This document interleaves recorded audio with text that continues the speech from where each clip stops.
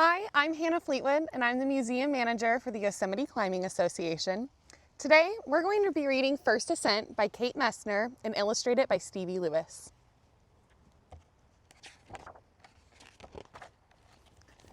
It might seem as if Royal Robbins and Warren Harding had nothing in common.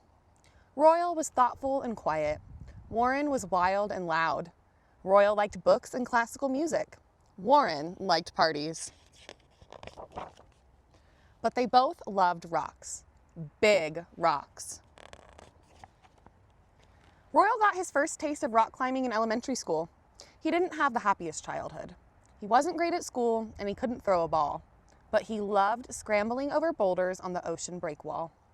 When Royal was about 14, he went climbing in the High Sierra. It felt like magic when his hands touched that rock. For the first time in his life, he felt good at something. After that trip, Royal devoured books about climbing. Soon, it was all he could think about. He wanted to climb bigger rocks, and then even bigger ones. By 17, he was spending all his free time with climbers and tackling harder routes than anyone. One day, an older guy named Warren Harding showed up at Taquit's Rock. Like Royal, Warren hadn't found much in life that he was good at. And like Royal, everything changed when his hands touched rocks. Warren had already become the first person to complete 2 big climbs at Yosemite National Park. Imagine making it to the top of a difficult climb before anyone else in the whole world. That's called a first ascent, and rock climbers live for it. It wasn't long before Royal and Warren tried to climb together, and then cooked up plans to climb something bigger. In 1955, Royal and Warren set out with 2 friends to scale the northwest face of Half Dome, a 2,000-foot ascent up a massive granite wall. No one had climbed it before. They packed their gear and started up. A handhold here, a foothold there. They climbed and climbed, but 3 days later, they weren't even a quarter of the way to the top. Running low on food and water, they called off the climb and rappelled down, lowering themselves to the Yosemite Valley floor with a system of ropes. That's when Royal and Warren realized they had one more thing in common. They both hated giving up. So you might think that those 2 climbers would make plans to return and try again. And they did, but not together. 2 years later, Royal heard that Warren was getting ready to nab that first ascent of Half Dome with a different team of climbers. There was no way Royal was going to let that happen. He'd have to get there first. By then, Royal knew what to expect for the first part of the climb. Before noon on the second day, he and his partners were halfway up the wall. They zigged and zagged up the cliff, a foothold here, a handhold there, until suddenly there was nothing but smooth, blank wall. No holds for their hands or feet. No cracks for placing gear. The only way to continue was to start drilling holes for bolts to climb. It was brutal, slow work. Hour after hour in the hot June sun. Tap, tap, tap. One more bolt. One more step up that massive face of rock. Tap, tap, tap. Finally, hanging on a rope with no handholds or footholds in sight, Royal spotted a ledge that led to a series of chimneys, cracks so big a person could climb up inside them. If he could reach that ledge, the team would be able to keep going. There was just one problem. Royal was nowhere near that ledge. It was 40 feet away. So do you know what Royal did? He had his partner lower him on the rope, and he started running across that vertical wall, swinging back and forth like a pendulum. Back and forth, thousands of feet above the valley floor, dangling from a single metal bolt that had been placed in the rock. Finally, Royal felt that rocky ledge under his hand, and he held on for dear life. After the sunset, Royal and his partners sent a coded message to a friend on the ground. They wanted to keep their climb a secret, for now. So they waited for just the right moment. Every night at 9 o'clock, park workers pushed a cascade of embers off Glacier Point, creating a spectacle called the Firefall to entertain park visitors. It was dazzling, it was breathtaking, and it was a perfect distraction. That night, while all eyes were on the Firefall, the climbers switched on a flashlight. 2 flashes. A pause. 2 more. Their friend on the ground would understand the signal. They were okay and continuing their climb. No rescue was needed tonight. The next morning, the climbers made their way up more narrow cracks. Above them loomed an enormous overhang and a big question. How on earth were they going to get past that? Had they come all this way only to fail? Just then they spotted a long, narrow ledge that led around the overhang to a final stretch of climbing. Inch by harrowing inch, they made their way across. Thank God. That's what they call it, the Thank God Ledge. They reached the summit on their 5th day of climbing with 2 hours of sunlight to spare. And guess who was waiting for them? Warren Harding. He'd put together his own team for the climb, but arrived at the base to find that Royal was already halfway to the top. So Warren didn't climb. Instead, he trekked up the 8-mile hiker's trail with water and ham sandwiches. Congratulations, was what he said out loud.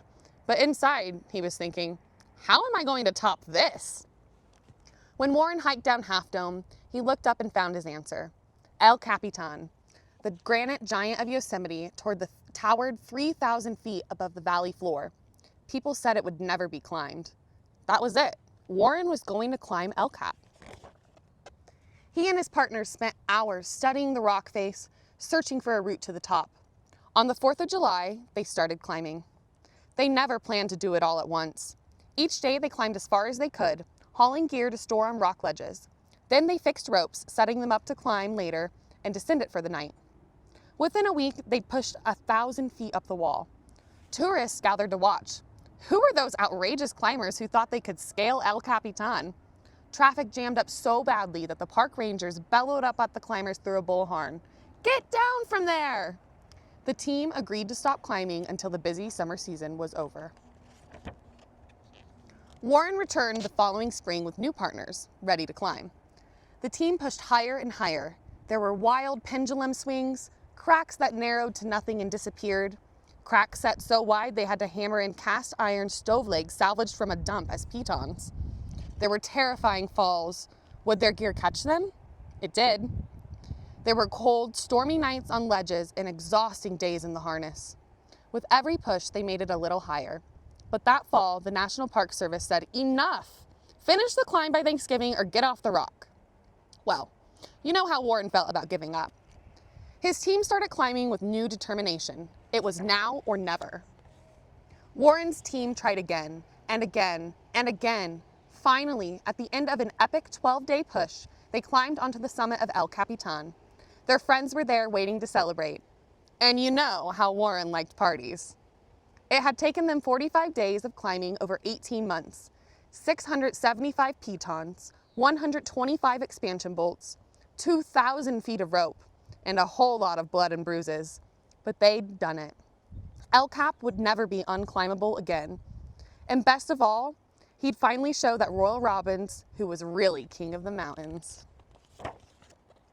Well, the rivalry only grew from there. Oh yeah, Warren climbed El Cap, Royal would climb it faster. And none of this fixed rope nonsense, coming down each night to rest. His team would make one continuous ascent, sleeping on the wall until they reached the top. They made it in 7 days. Fine, Warren would tackle another Yosemite challenge, an overhanging rock face called Leaning Tower. He climbed with partners and used fixed ropes. So of course, Royal had to do that climb alone, with no fixed ropes, in the rain. And just for good measure, he established a new route on El Cap.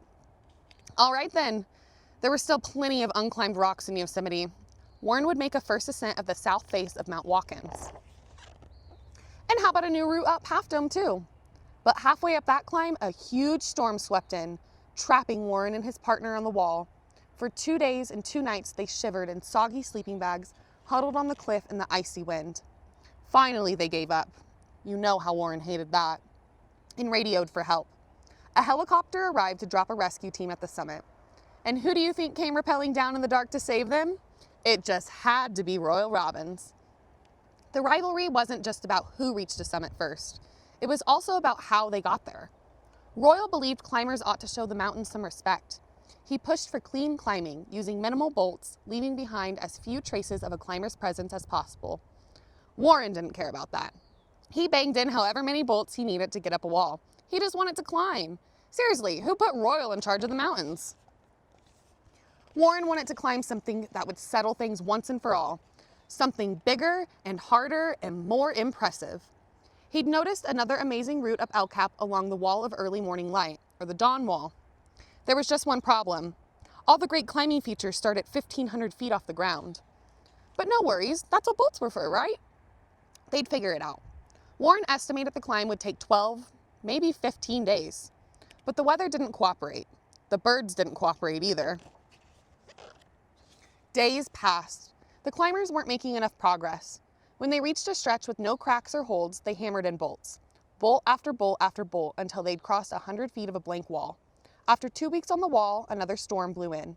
They twisted and turned and shivered all night. Their hammocks started to rip. On the second day, a park ranger called up to offer them a rescue. But you know how Warren felt about giving up. The climbers made it clear that they did not want help. A rescue is unwarranted, unwanted, and will not be accepted. Finally, the storm passed, and they started climbing again. They made some progress, but they also took some falls, and they were running out of food. Warren turned down 2 more rescue attempts before they finally reached the summit. By then, the leaves in the valley had turned golden and started to fall. Warren hoisted himself over the ledge and found a crowd waiting. Friends and reporters and photographers. There were photos and hugs, handshakes and backslaps, and food. So much food. And you know how Warren loved a party. So what do you think Royal did when he heard about Warren's latest climb? 2 months later, Royal set out with a friend to make a second ascent of the Dawn Wall. Along with the usual gear, Royal brought a hammer and chisel. As he climbed, he began chopping off all those bolts that Warren had hammered into the rock. Climb, chop. Climb, chop. Who did that Warren Harding think he was?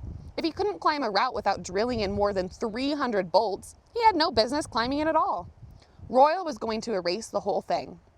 Climb, chop. Climb, chop.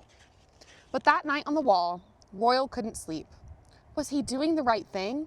This climb wasn't easy. What Warren had done, bolts or no bolts, was incredible. Like it or not, Royal was impressed. He stopped chopping bolts, summited in 6 days, and came down. After that, Warren climbed some more rocks and Royal climbed some more rocks, but their rivalry sort of fizzled. Eventually, it grew into a quiet respect. Both men came to realize that maybe it had never been each other that they were battling. All those years, all those big walls, it was their own fear, their own limits they'd been fighting. They'd done it by climbing giant walls of granite in a place that made them feel more alive than anyone else on Earth. And did they conquer those mountains? Royal and Warren would tell you no. They knew the rocks had been around for millions of years before they ever showed up to climb them, and would be towering over Yosemite Valley long after they were gone. Thank you so much for joining me today. That was First Ascent by Kate Messner and illustrated by Stevie Lewis.